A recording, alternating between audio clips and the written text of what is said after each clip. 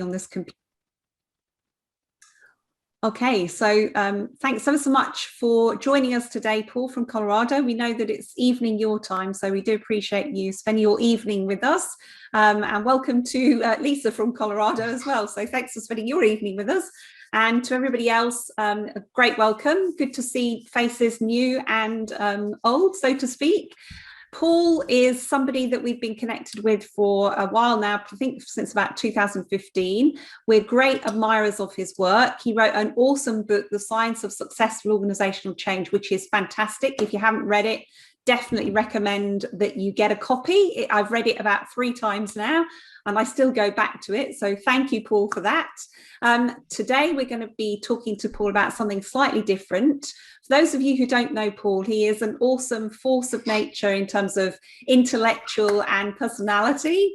I know that we'll have a great session. He's also one of the, I believe, the global top 30 thinkers or gurus. So, you know, we'll be able to tap into his mighty brain. His book on the spirituality and leadership at work is awesome. The research behind it is just phenomenal. When I started to read it, I just thought, wow, really, really appreciate the amount of time and research you've spent doing this book. It's just brilliant. So today we're going to be talking about how do you become more human in the workplace. So what we're going to be doing, first of all, Paul, is doing a bit of a quiz. I know you're keen to understand why people are here. So the first question is asking people what interests you about the spirituality of work. And then I'm just going to hand over to you. You can see the results coming in. So handing over to you, when you see what people are sort of putting in there, you can then comment and start the conversation. Moi? Handing over to moi? Two. All right, then good. Merci.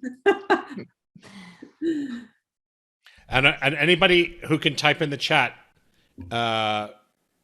what television show this comes from, I will send them an Amazon gift card. Awesome. Excluding me and Charlotte, of course. Yes, excluding you too.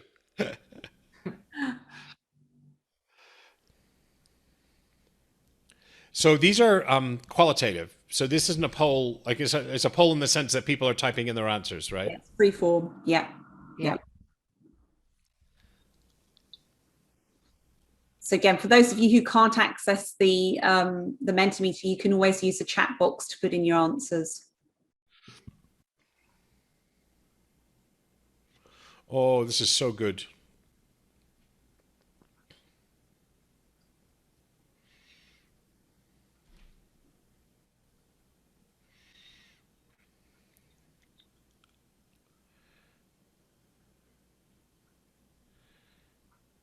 I can see we've got 5 responses so far.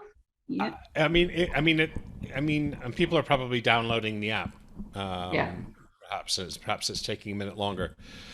Well, hello everybody. I mean, thanks for coming. So I'm in Colorado as well, as you may have surmised. And it's just a wonderful world we live in. I don't know how I got hooked up with these 2 crazy chicks. I now call them the change queens.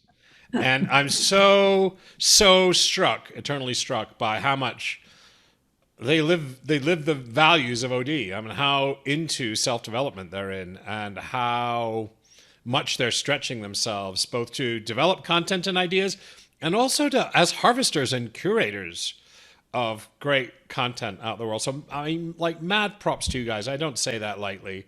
As you know me well enough to know I don't like many people, but I'm certainly in love with both of you. Thank you. Thank you. So let me tell a little story. In the 1990s, spirituality was the most important thing in my life. I mean, I was nominally employed as a management consultant, but really what I cared about more than anything else was my own personal development. And there's kind of a good side to that and a bad side to that. The bad side to that is, of course, it can turn into some sort of narcissism. There's quite a lot of focus on the self. Every weekend I was on some kind of workshop of some kind or another. Spiritual development, personal development, whatever you want. I used to organize retreats, monastic retreats, yoga retreats, everything. My whole life was a not traditionally scripted spiritual path. And so when it came time for me to write my master's thesis on organizational behavior, one of the things that had become hot in the mid 1990s was emotional intelligence. It's kind of a crazy idea that actually emotions matter at work. I mean, who would have thought? But anyway, so this idea came to the fore, popularized, of course. And so I thought, well, I'm a mind, heart, head, heart, hands guy. Who's thinking about spirituality in the workplace and spirituality in life? So I undertook this 9-month retreat. I moved to a small university town, sold my car, sold all my worldly possessions, rode a bicycle down to campus, buried myself in the library, and I read everything that was to be written, everything that had been written on the subject to date, not only in the popular organization development literature, but also everything that had been written like over the millennia. Like not everything, obviously, because like St. Thomas Aquinas, he had a fair few things to say. So everything like that. But I certainly read deeply into theology across all the Abrahamic traditions, and also into obviously Hinduism, Buddhism, which I was very heavily into because it was the 1990s, as well as everything New Age, Marianne Williamson and crystals and Reiki and yada yada yada, like all of that. So I dove into all of that, and I said, how do I put this together into a book? I wrote a master's thesis, and that master's thesis was downloaded a gazillion times because it was, it still is, the best kind of historical academic treatment of the subject of spirituality and work. I don't say that I have a special line on it, I don't think I'm gifted with some particular insight. If I am gifted with anything, it's a breadth of the topic. It is, and everybody likes to see they think they have the perspective from up on high, so whatever. But okay, but that's kind of what I'm saying. At least when it comes to this topic, I've researched it very heavily, and I founded a spiritual consulting firm. I mean, I'm not embarrassed to say that, but I was approaching partnership at a place called PricewaterhouseCoopers back when I was about 40, and I just really wanted to do leadership and personal development work, and really didn't want to work for the man. I said my spirituality was quite narcissistic. And it was, except I went to live in a little college town where I heard people saying, how can you drink at Starbucks? Do you know where they buy their coffee from? Do you know, are they fair trade? Do you know they don't recycle? Do you know that this? When people wheel me up the road to these hippie artisan, locally sourced, well, you can't locally source coffee in North America, but those kind of places. There are people who, this guy is like, what are you going to do with your spring vacation? He's like, I'm going to go to Haiti and work in an orphanage for 2 weeks. I'm like, I came from London. People don't do this shit, right? It's not that they don't, but I was in banking and consulting, and it's kind of about the dough and the prestige and the titles and all this. And I've never known really a lot of people in my life who were just doing service, just because. So it was quite an eye opener for me, all this environmental stuff, and so I began to also incorporate that into my concept of what organization should be about. And so the consulting firm I founded was really pretty specialized. It was first integral, quote unquote, consulting firm in about 2000 when I conceived of it. It was based on the philosophies of a New Age philosopher called Ken Wilber. New Age and scholarship don't meet in many places, but insofar as they do meet, they meet with a guy called Ken Wilber. And anyway, so that's the journey. And then in 2019, I'd written another book on organizational change, and people have been saying to me for years and years and years, people are downloading this master's thesis of yours. Why don't you just put a cover on it? Why don't you just put a cover on it and put it on Amazon? Pretty easy to do. You publish books all the time. So I pulled out this thesis, and I said, I'll just take 6 weeks to do this. Anyway, 9 months later, this appeared. So anyway, never ever again. If anybody, Charlotte, Ro, you're my queens, right? If I ever say I'm just gonna write a book in 6 weeks and just just tell me, shut up. We'll see you next year. Anyway, this is what it turned into, and this is actually it turned into 2 books, of which this is only half. So this is like half of the topic. And so anyway, so that's the story. And then so I founded a firm, and we started to do how are we spiritual? We were spiritual insofar as everybody in the firm was really actively involved in personal development. And a lot of the personal development in the people in the firm was spiritually driven in one sense or another.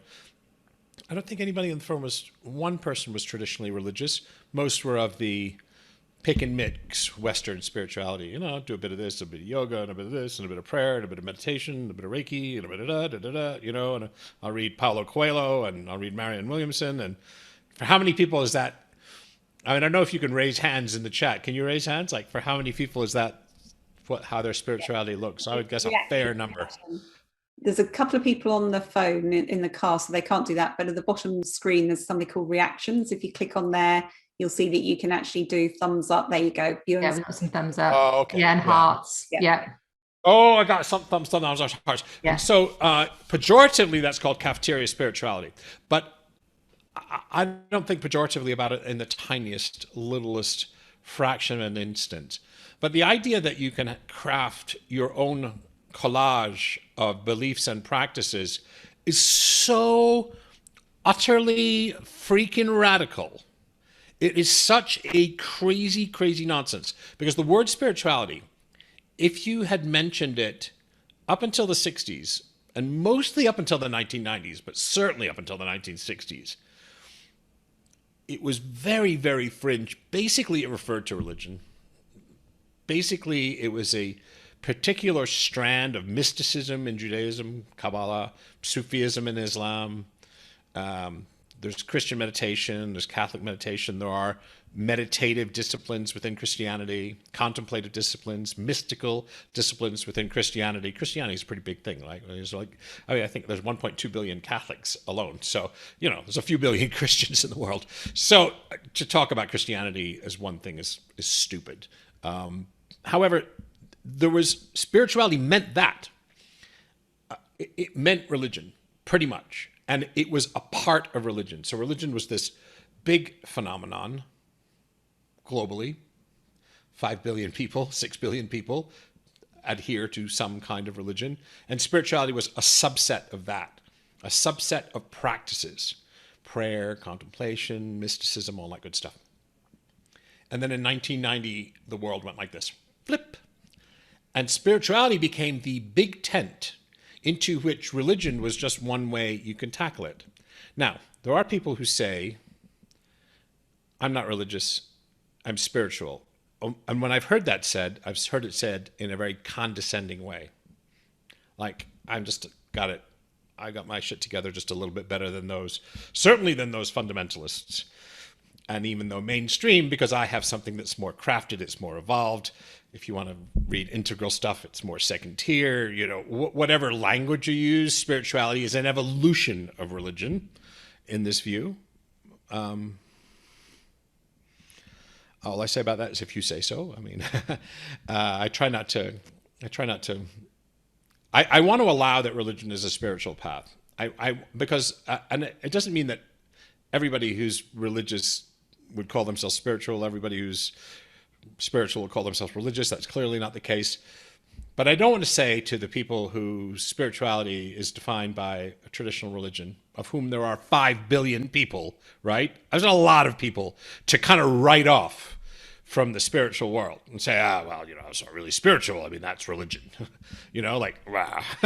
And people do that, though. And people do that. I mean, I have thousands of friends on Facebook, and I would say there are a goodly number of them who see their kind of carefully crafted spirituality of the kind that I've talked about as being an evolutionary step beyond religion. And there's another group of people for whom I wrote this book. And this is a really important group of people, and I mean, you can maybe tell where I land from reading the book, and maybe you can't. Probably you can. But it's atheists and humanists. And I think those are, first of all, humanists might well reject the term spirituality because it has the word spirit in it, and spirit is non-material. And from strictly atheist, materialist point of view, there's no such thing as spirit or soul or any of that stuff. However, humanism has a really distinct set of values. It has a set of practices. It has certain commitments in the world. It has all of the elements of a secular religion. And so does environmentalism. You know, people who are ardently environmentalists, for whom the planet is the way it was for me in the 1990s when personal growth was the center of my development, there are people for whom the planet and the biosphere and the ecology of our precious little world is the center of their life, and that is their spirituality. And it takes multiple forms. It can be kind of Gaian. It's a term from 1973, but actually goes further back to goddess spirituality and pagan spiritualities and matriarchal spiritualities and earth worship spiritualities and native spirituality. So you can take the kind of environmental, the earth-centered spiritualities and trace them a long frickin' ways back, a long ways back, a lot further than the Abrahamic religions. But there's also a new kind of environmental spirituality that comes the late 20th century. It's Rachel Carson and Silent Spring and the whole scientific understanding of ecosystems and the fragile web of relationships that hang this world together. And that's another slant at I call nature spirituality. You can call it anything you want, but so I wanted to make what I wrote attractive for all those groups. Now you may say the guy's insane. He's clearly insane, obviously. But what can you say about spirituality that an evangelical Christian, a humanist, an environmentalist, a Reiki practitioner, a yogi, and a Buddhist would agree to? And that's what I tried to do. All right, I'm going to stop there, let you guys ask some questions. Oh my God. Okay. Thank you, Paul. Actually, that was very interesting because having come from a family where my father was an Anglican vicar, so religion was a key part of my growing up, but I always, through him, it was less about the religion, but more about the spirituality and around the humanistic perspective. So it was very much coming from that stance, which is something only I think as an adult you can reflect back on. But that definitely influenced my perspective of things, having grown up in a very religious environment. Yeah, it does, even if you haven't been in church in 30 years, right? I think it soaks into how you are in life in ways that's hard to describe, right? Is that what you're saying? Yeah, absolutely. Yeah, and that imprint is huge. And you have an appreciation for it. So even if you're not C of E anymore, I mean, even if you were, I don't know, I can ask you, are you an atheist or a humanist now, or you still sort of believe? I don't think I ever really was a strong believer. Right. I was more around the I suppose the rituals. And that part of it that's been embedded, and it's quite astonishing sometimes how simple tunes, simple hymns can just trigger many emotional responses. But that's based on that. That's experience. right. Yeah, the Ave Maria brings me to tears, even though I haven't been a practicing Catholic since I was 12 years old.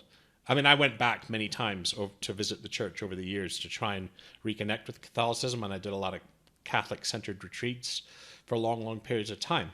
But still there's something about the bells and smells, as they say, that conjures up just a deep emotional response to me. And I was not partly raised by Jesuits, but insofar as I have a closeness to anything Catholic, it's the Jesuits. I'm extremely close to the Jesuits. I have Jesuit friends. I had Jesuit friends as an adult. And I spent a ton of time with Jesuits. And they used to come, there's a Jesuit physicist who used to come to our house for dinner. So this fusion of scholarship and religion was very much part of my growing up, which is why I wrote a book like this, right? Other people want to share or reflect or... David's asked a question. So David, you want to unmute and ask your question?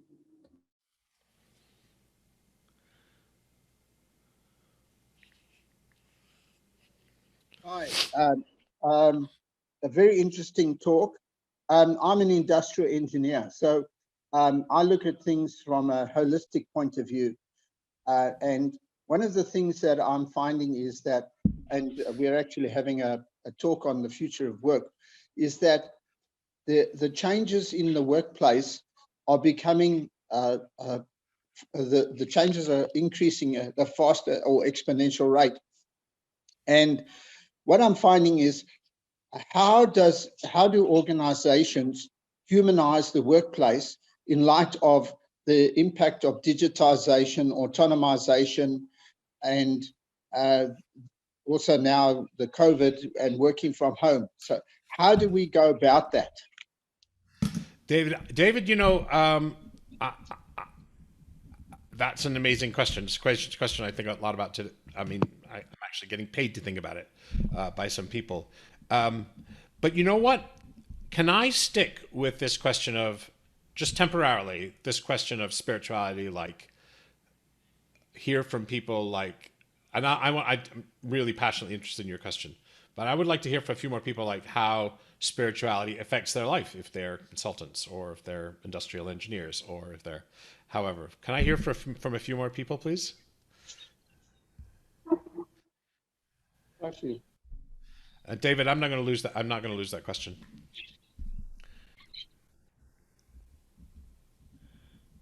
Don't be shy. Feel free to open up your mics and ask full questions.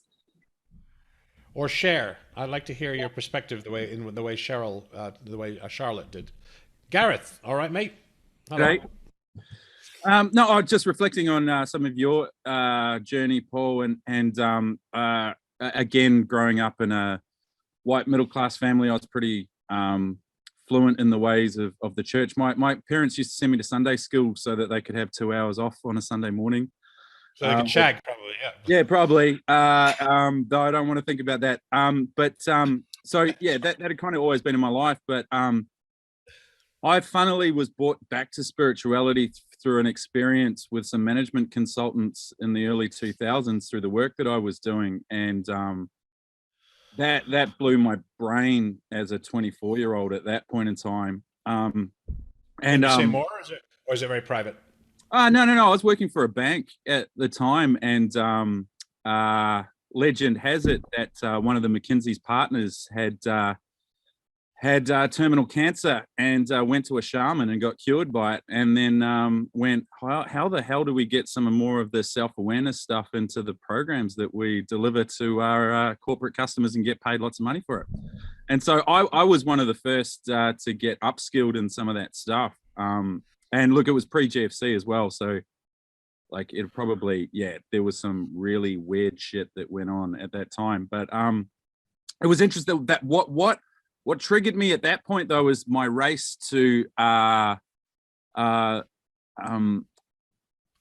consciousness and this idea of enlightenment, and like that was all that consumed my thoughts on how do I get there. Like I want the access to it, and it led me down a few different paths. But I fast forward probably almost 20 years now, and it's kind of like I feel like I've got a good balance with this idea of what spirituality can bring to my life, my family's life, and then also to others in the workplace. And so that's what I'm really interested about. And how'd you characterize how it affects? What do you do for work? Are you a consultant kind of guy, or what do you do?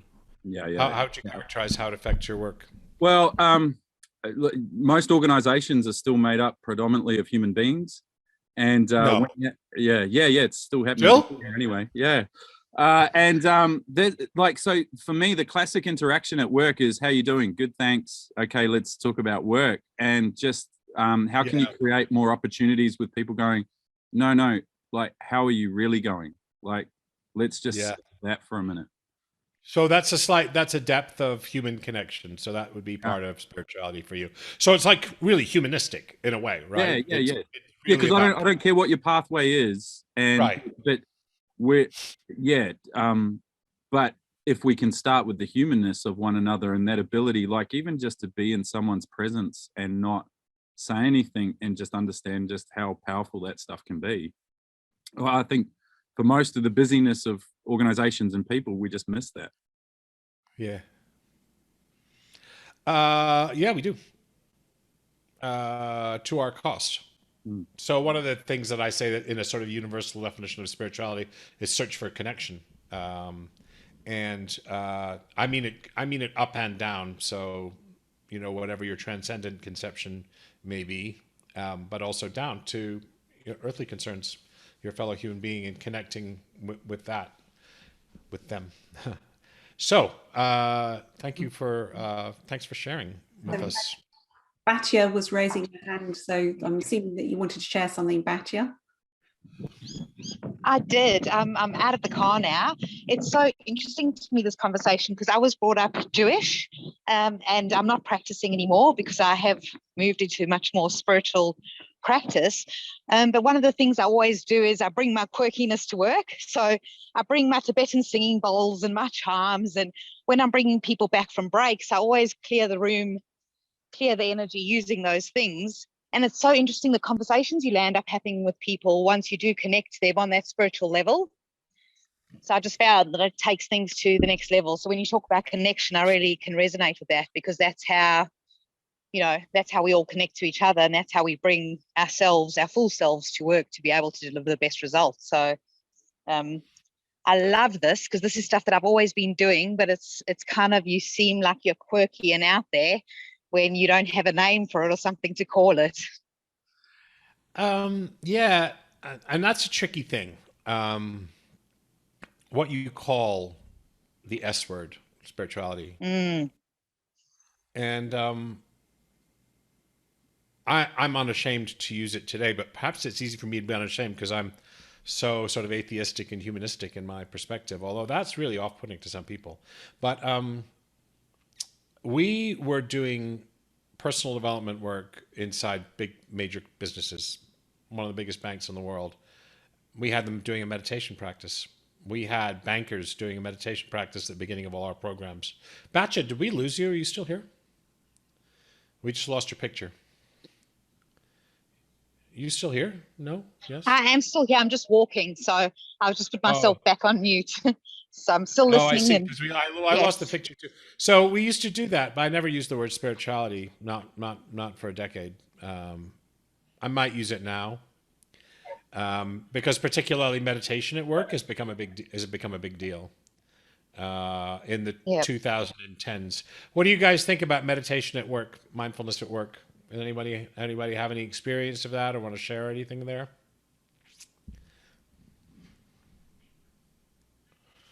I think it's something, Paul, that, as you were saying, I've seen appear a bit more strongly than the word spirituality, or, you know, people speaking about connection. So it's something that I think might be these days easier to introduce as a practice, maybe at the workplace. I also work as a consultant, so my selfish interest is I guess, how do you start to talk with clients about what they can actually gain from having people relate differently to another, establish different connections? To me, it's about, you know, connections leading to purpose, understanding of a higher purpose that you might be able to bring into the workplace as well. Who just, is that Bjorn that just Yes. Sorry, I don't think I switched on my video. Hello. It's very hard for me to see who's talking. Very much. You know, meditation's a funny thing. It has so many secular benefits. So there's a whole chapter on meditation in this book, mindfulness meditation in this book. And true to my own nature, 3/4 of the chapter is the science of meditation and making a kind of really secular case for meditation. Like, the list of benefits from having, first of all, you don't have to do it for super long, and you don't have to have been doing it your whole life to begin to get some of the benefits actually kind of rather quickly. However, the host of benefits there are a dozen or so, just priceless benefits, both in kind of reducing harm from stresses and mental illness, massive. but also helping with focus, concentration, impulse control, all these things that are so relevant to decision making at every level of a business, from the C-suite all the way down, right? And you know, if they could bottle that stuff and sell it in a pill, you know, I'd take 2 a day. But yet, you know, the discipline to meditate, to practice mindfulness, which is what meditation is. Well, it's one of the things that meditation is practicing mindfulness. Depends on the kind of meditation. But let's say meditation is the road to mindfulness. Actually, I found that it's very hard to persuade people in organizations. It's not hard to persuade them to do it. If I say, hey, let's have a 20-minute meditation, and here's what you do. You watch your breath and you know your breath. And when you start thinking about, you know, what you had for lunch, you just come back to the breath and just do a simple mindfulness meditation like that. I've never had anybody object. Maybe one guy. I mean, I'm talking about 1,000 people, so that's pretty good. But they never keep it up. They even say, oh man, I haven't felt this peaceful in a long time, or something like that. And that's just the truth of the matter. Is I found it very hard to take root in a Western company culture, in a Western business culture. Now, it's not true in Google. It's not so true in Silicon Valley, but most of the places, it's not that they're hostile to it. They just don't, you know, it's just not. Nobody says at the beginning of a meeting in fucking Kansas, for example, hey, can we start with a 5-minute meditation? Just never happens, right?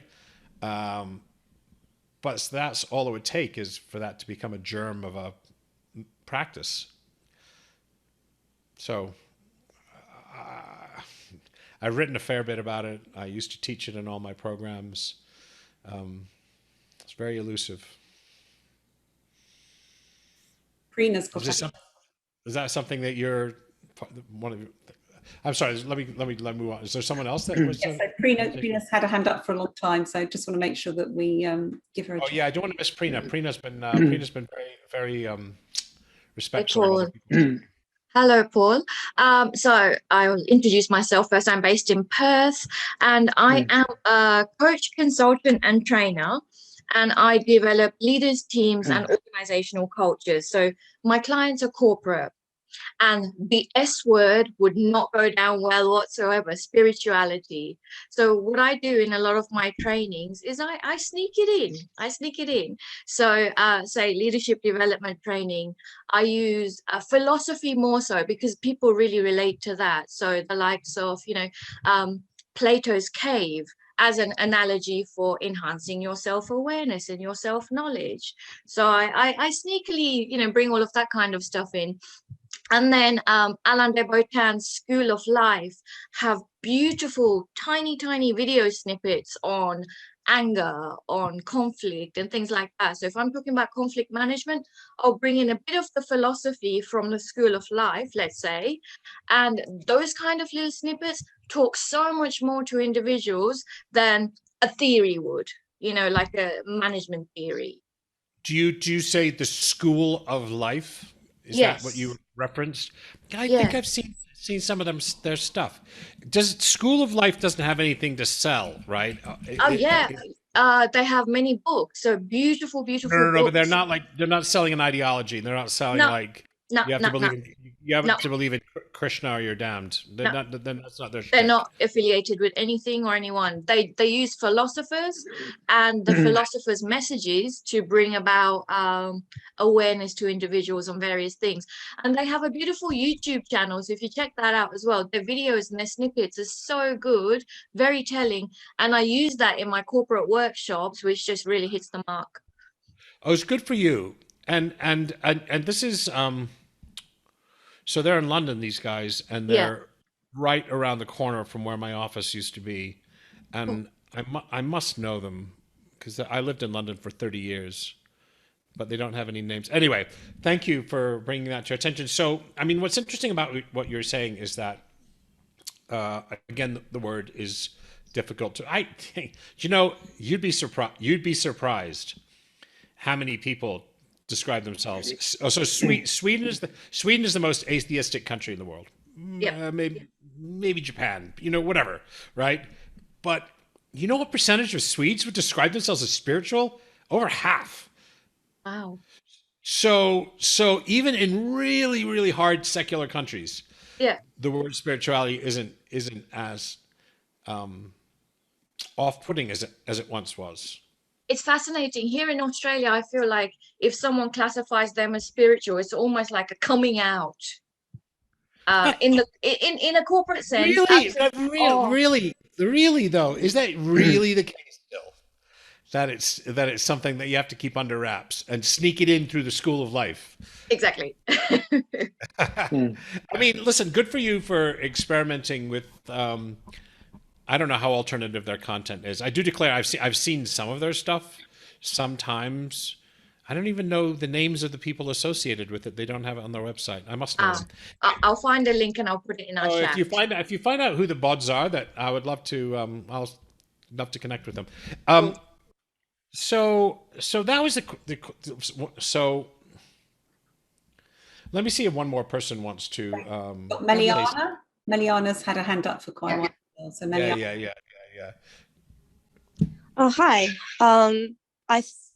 Correct me if I'm wrong, but what I'm identifying from what Paul and Priya was saying before was that it's the idea of like bringing the horse to the water and letting the experience of drinking inform them on the value of what it means to step into a more spiritual consciousness, because I think people, get stuck in what they believe in, and if you kind of push them, they almost have more resistance.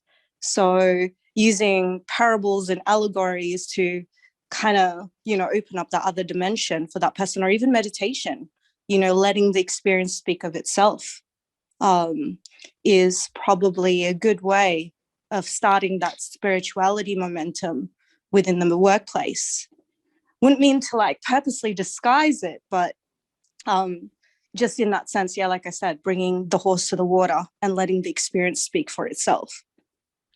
Yeah, you can do, and not all of spirituality is experiential. Although I have recently had this argument with someone on Facebook, and so I want to. There are people, for example, who say that spirituality is all about the heart. It's just untrue. Now, it may be personally a deep, grounded personal truth for you. But if you say that, what do you say to someone who said, well, it's not really about that for me? So Einstein, you would argue, is a very spiritual guy in many respects, right? If you read some of his writings, even though he's an atheist. It wasn't that for him. It wasn't that for many of the saints and sages of religions.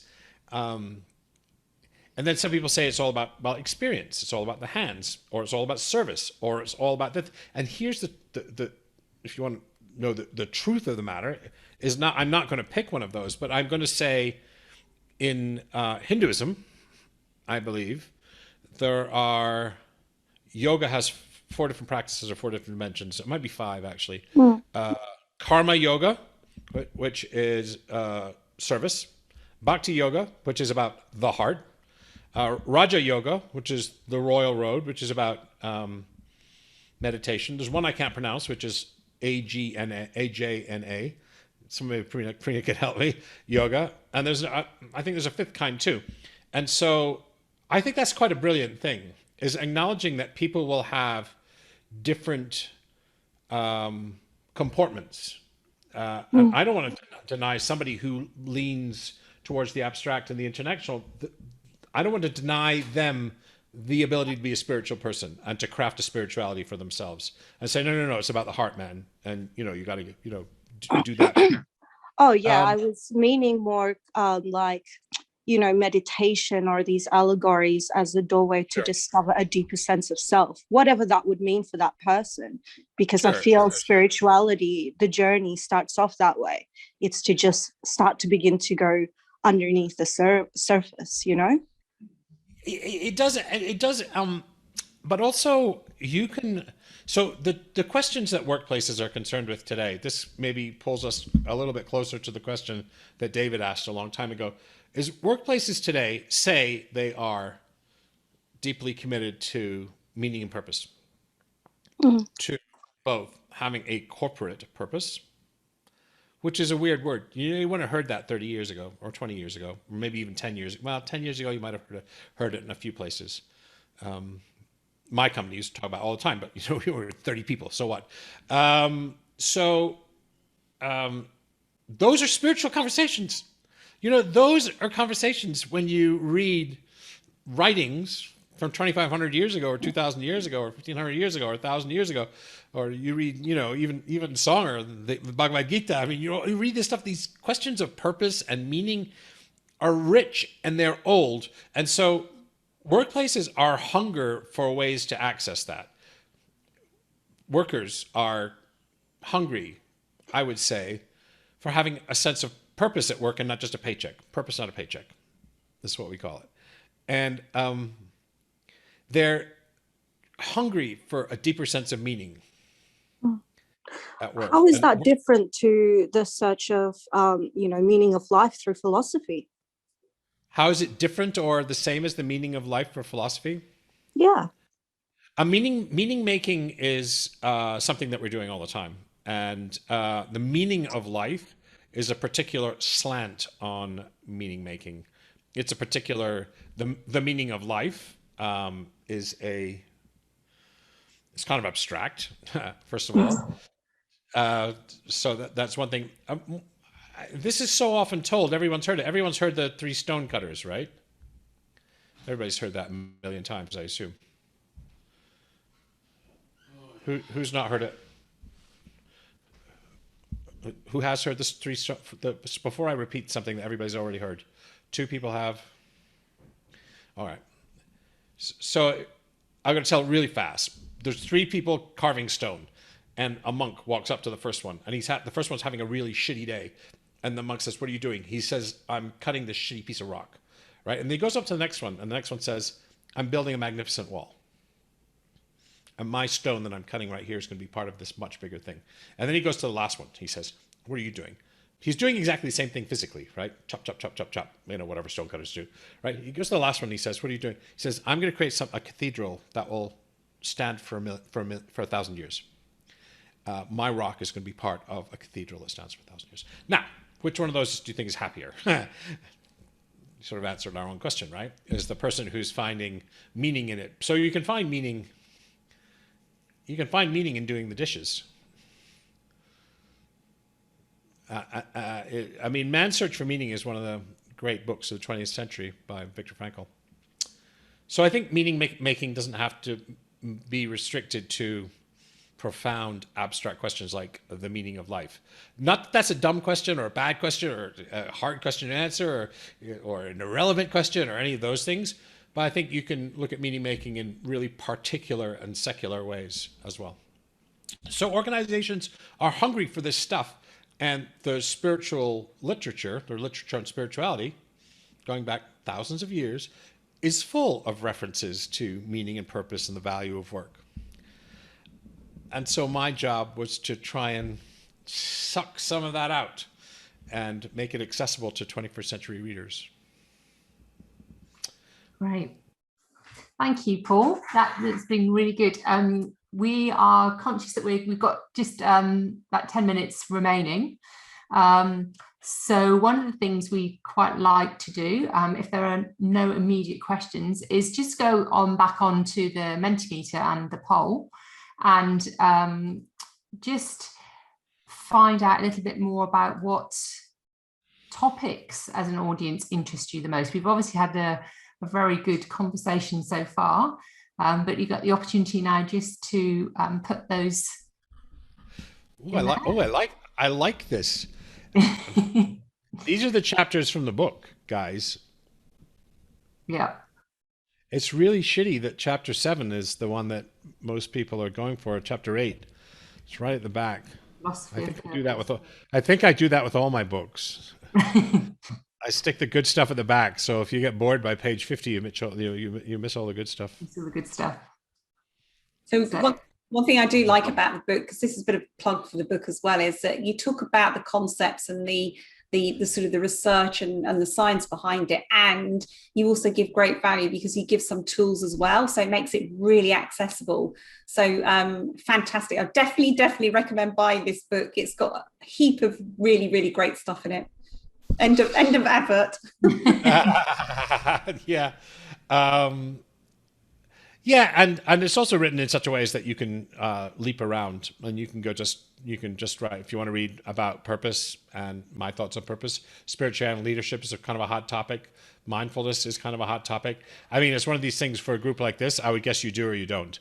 I wouldn't have to sell you on the benefits if you don't, because you probably know them, but it's just not something you've picked up. And if you already do it, nothing I can say about it's going to change your mind anyway. So it might not be that useful. Should we go back to David's question about humanizing work? Yeah. Let me just invite a couple of people to say what they mean by that. What does that sound like to people when we say humanizing work? Does it sound absurd, oxymoronic, like some impossible to realize ideal? What do we think about that?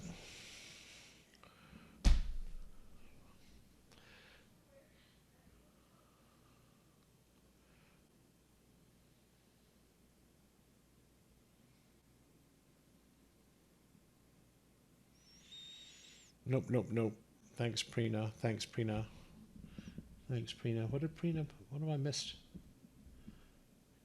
Oh, the School of Life, the playlist. Yeah, that's really awesome. Thank you, Preena. Yeah, so we've got some comments in the chat.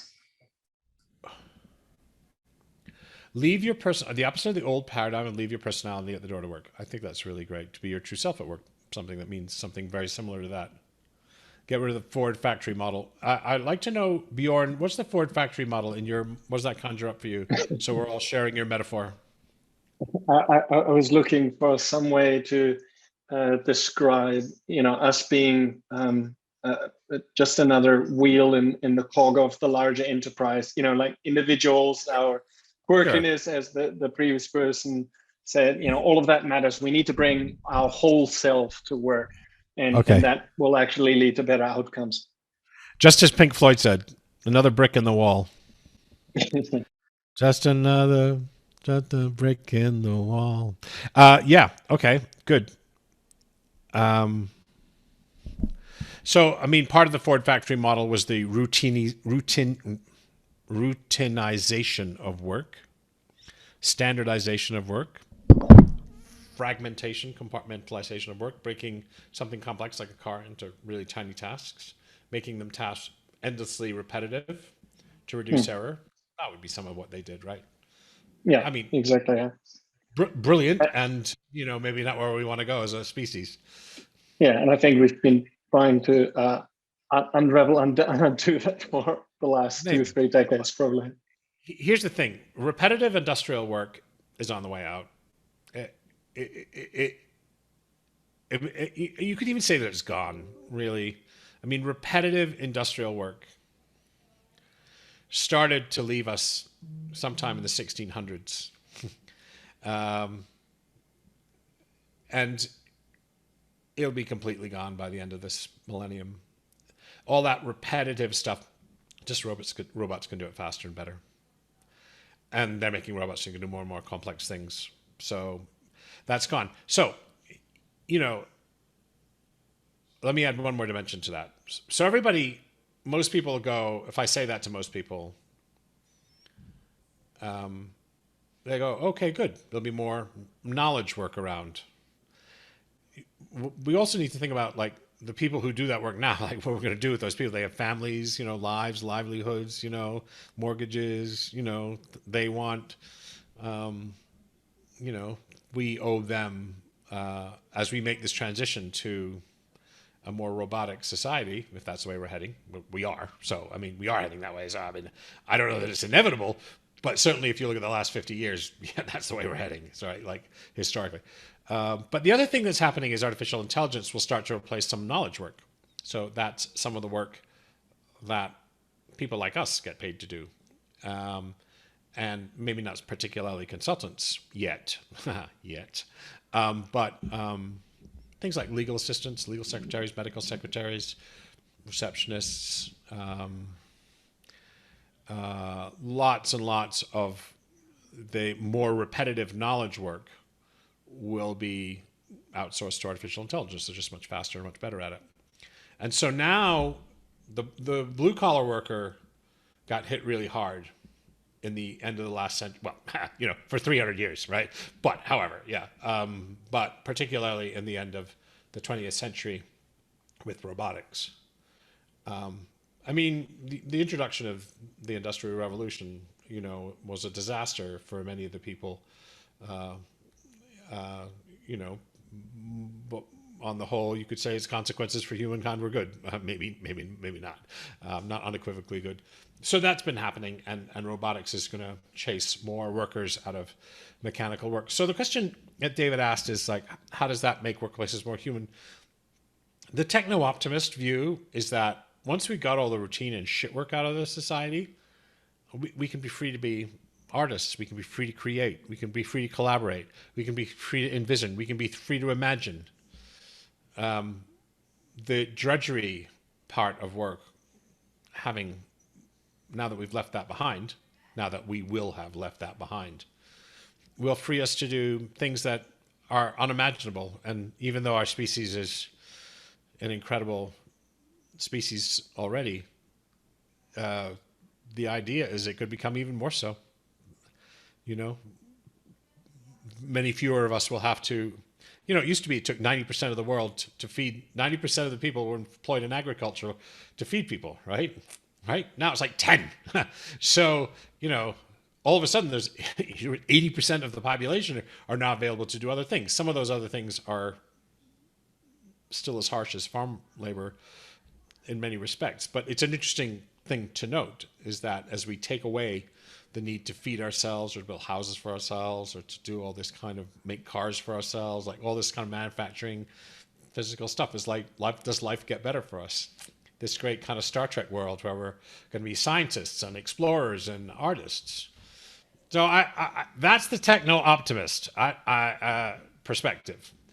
There's another perspective too. But what do you guys think about this humanization of the workforce?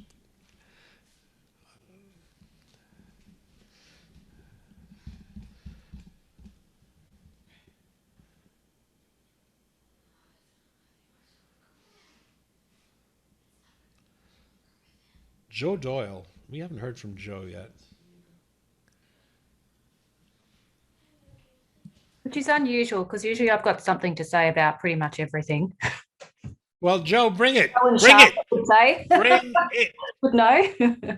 No, I did write a little comment in there. I just a question or so ago when you said what do we all think about, humanizing work? And I was just thinking that I was actually talking to our CEO, who I work with at the moment, a couple of weeks ago about work, and we were just saying how much the workplace has changed in that, like I probably grew up in corporate land over the last 35 years, where someone mentioned in the comments before, I think it was Gareth, you just put your game face on, you show no vulnerability, you have all the answers, or you don't tell them that you don't have the answers, versus our CEO is a bit younger than me, about 15 years younger than me, and she's come up through this corporate land where she's far more openly vulnerable, far more openly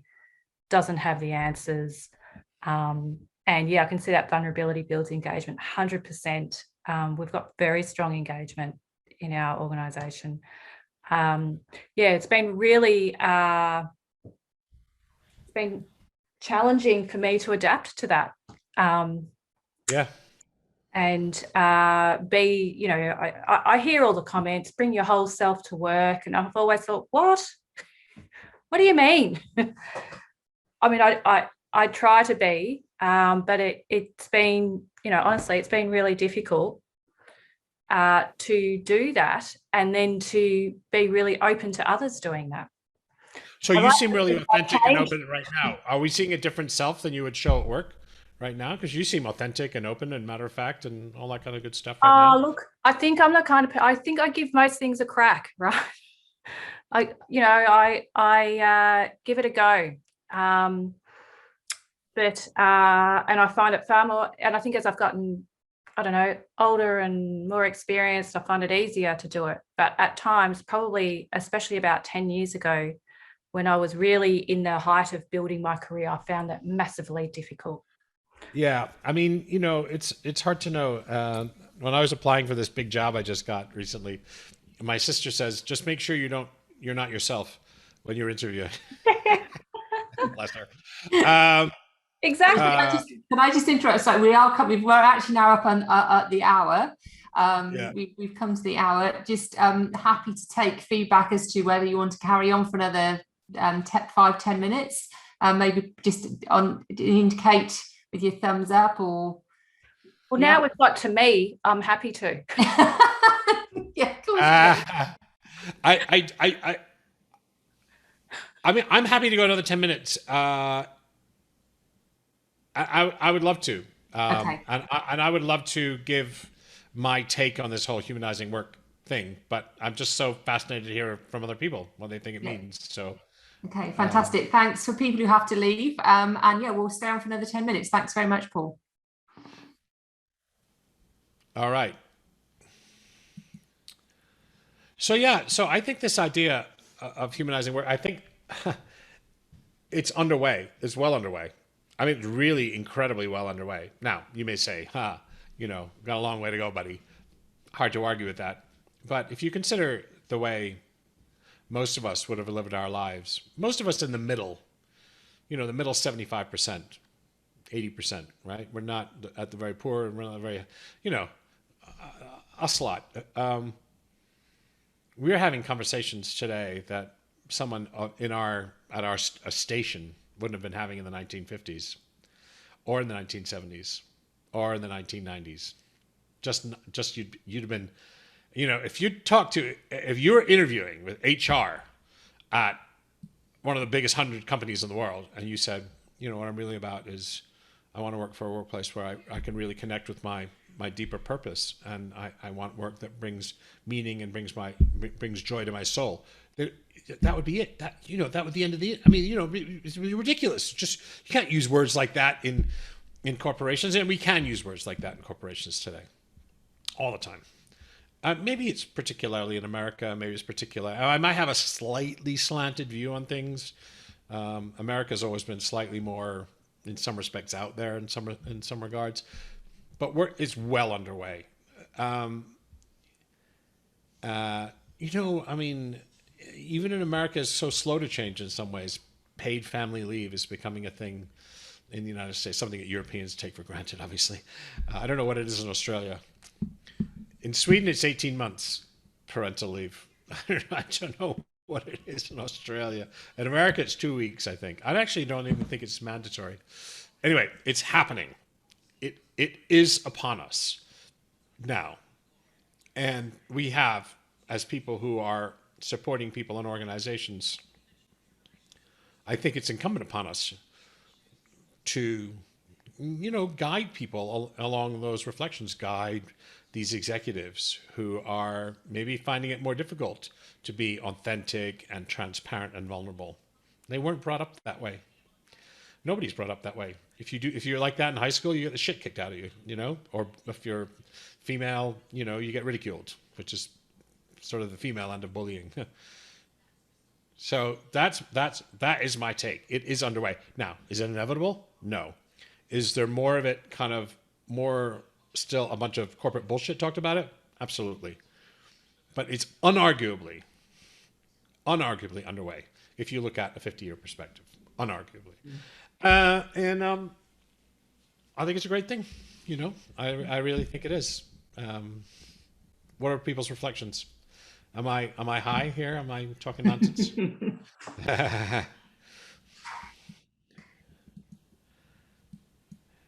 I just want to add in that I think from the way, looking at some of the input from an education system perspective, it's starting to definitely have a place within the education system.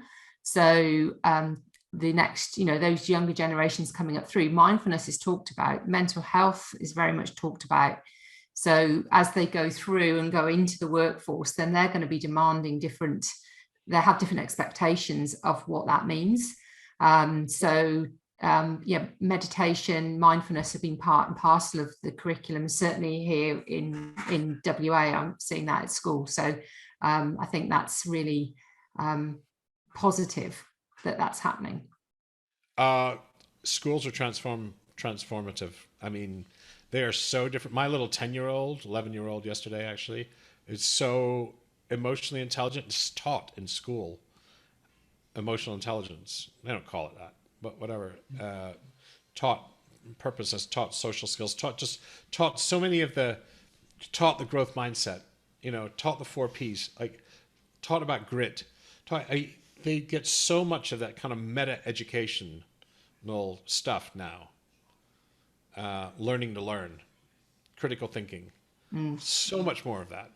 Like, I didn't get any of that. It was completely alien to me. And when I see what my kids bring home, I'm inspired and encouraged. Yeah. Really inspired and encouraged. Yeah. All I can say.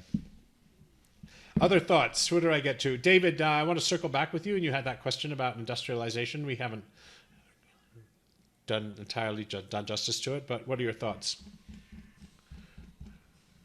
I think David might have left us, unfortunately, Paul, but we will definitely circle back and can get his input on that, because yes,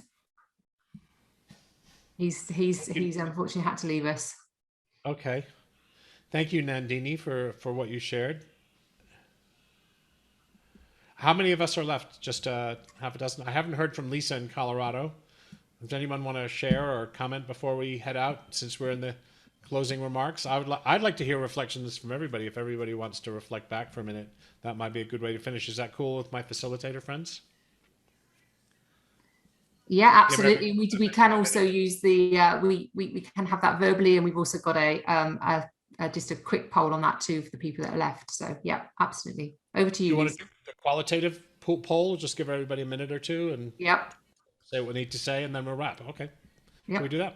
That's cool. Lisa, you look like you're ready to say something. Sure, I came off mute. Well, so hi from Colorado as well over here. So that's Fort Collins out that window.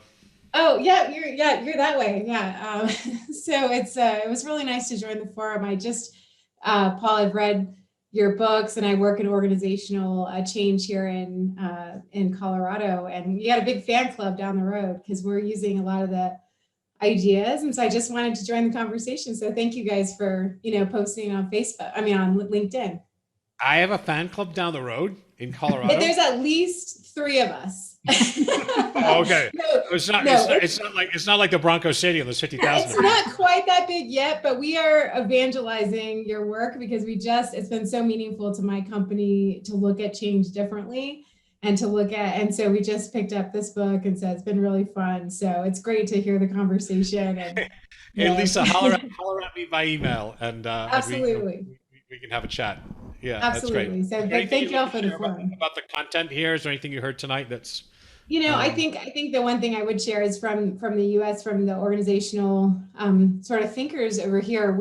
I work for a pretty standard technical kind of a tech company. We talk about mindfulness and mental health, and like you said, some of it's a little bit of fluff, but the fact that we're having those conversations and that we feel like we need to talk about them is a huge change. That's really neat. It's an amazing thing. It really is. It's one of the few benefits of getting old. Like, I was in workplaces in 1980. I mean, mindfulness, they're like, what the fuck are you talking about? Like, are you going to join the Hare Krishna or something like that? This is a bank. Get your ass to work. And, and the way that you disciplined employees is like kicking a little ass was a legitimate management tool. Legit thing to do. We would call that bullying today. But that was legitimate, like good managers would say, every now and then you have to kick a little ass. I mean, that stuff doesn't fly today. So, I mean, some people still do, but no one would so I just think, I don't want to say we live in this great, wonderful world. But so much has changed. Other people, anyway, I can go on and on. Gareth, Charlotte, Joe, final reflections. Oh, we're down to like 6 people, so we just won't take This won't take forever.